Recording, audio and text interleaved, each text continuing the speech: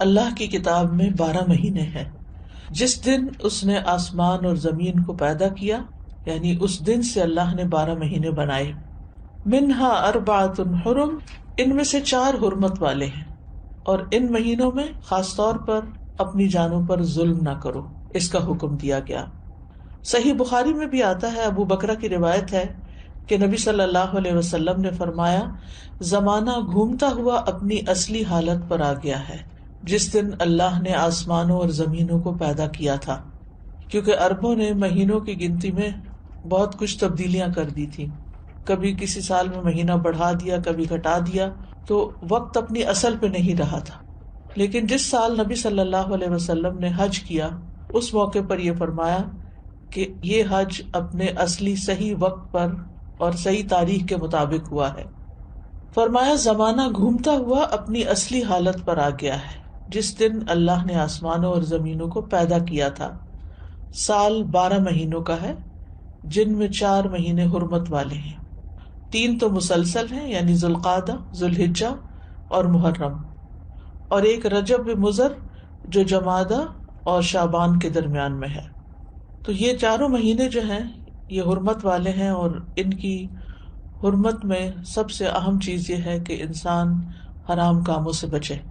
ویسے تو انسان کو پوری زندگی ہی غلط کاموں سے بچنا چاہیے، لیکن اللہ سبحانہ و تعالیٰ نے ہماری یاد دہانی کے لیے، ہمیں شوق دلانے کے لیے بعض مہینوں کو بعض پر فضیلت بخشی ہے، اور پھر ان میں خاص کام کرنے کو کہا ہے. جیسے رمضان میں روزے رکھنے کا حکم ہے، ذوالحجہ میں حج کرنے کا حکم ہے.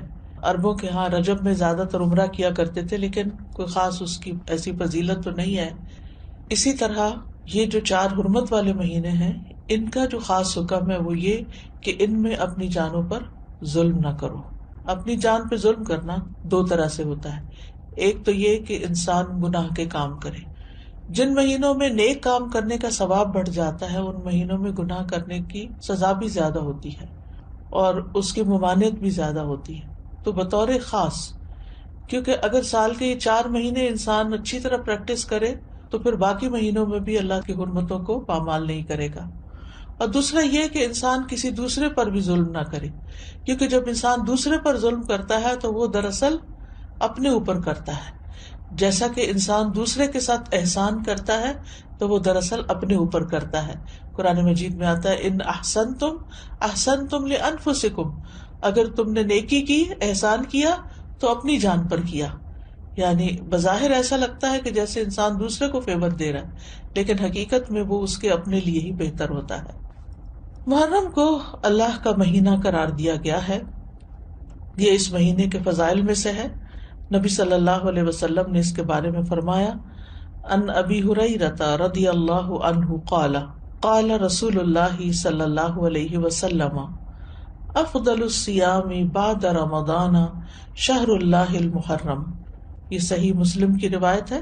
ابو ہریرہ رضی اللہ عنہ کہتے ہیں کہ رسول اللہ صلی اللہ علیہ وسلم نے فرمایا، رمضان کے بعد سب سے افضل روزے اللہ کے مہینے محرم کے ہیں. یعنی اس مہینے میں خاص طور پر روزے رکھنے کا اہتمام کرنا چاہیے، یعنی یہ اس کی خاص عبادت ہے.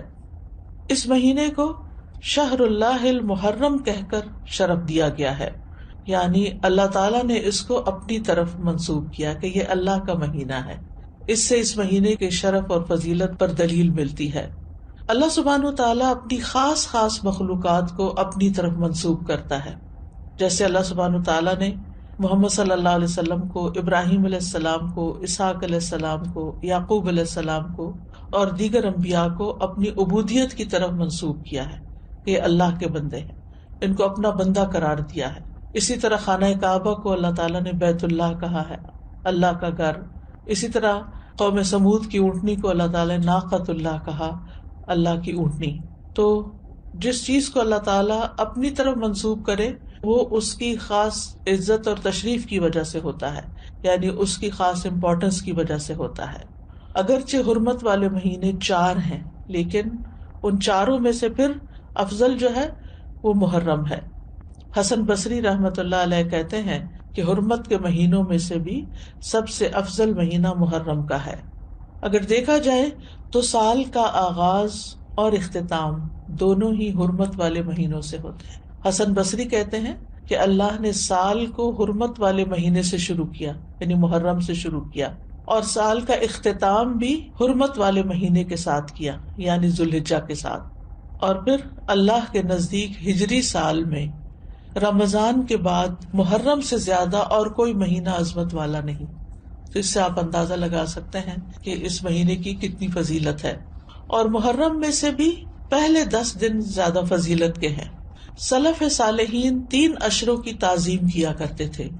ابو عثمان نہدی رحمہ اللہ کہتے ہیں کہ سلف صالحین 3 اشروں کی تعظیم کرتے تھے: رمضان کے آخری 10 دن، ذوالحجہ کے پہلے 10 دن، اور ماہ محرم کے پہلے 10 دن۔ یعنی یہ 3 جیسے دھاکے جن کو کہتے ہیں، یعنی 10 دن پر مشتمل دن، یہ باقی دنوں کی نسبت زیادہ اہمیت کے حامل ہیں۔ حرمت والے مہینوں میں خاص طور پر ظلم کی ممانعت ہے۔ اللہ سبحانہ وتعالیٰ نے ان مہینوں میں جان پر ظلم کرنے سے منع کیا، فرمایا فَلَا تَظْلِمُوا فِيهِنَّ أَنفُسَكُمْ، لہذا ان مہینوں میں خاص طور پر اس چیز کا اہتمام کرنا ضروری ہے، یعنی حرمت والے مہینوں میں ظلم کی سنگینی کا ذکر ہے، یعنی اس میں ظلم کرنا، کسی بھی انسان پر، کسی جاندار پر، کسی بھی چیز پر کسی کا بھی حق نہ دینا، یہ زیادہ بڑا گناہ ہے، یعنی دوسرے مہینوں کی نسبت۔ اگرچہ سارا سال ہی منع ہے، ہر حال میں ہی ظلم سنگین ہوتا ہے، لیکن ان مہینوں میں بطور خاص منع کیا گیا ہے۔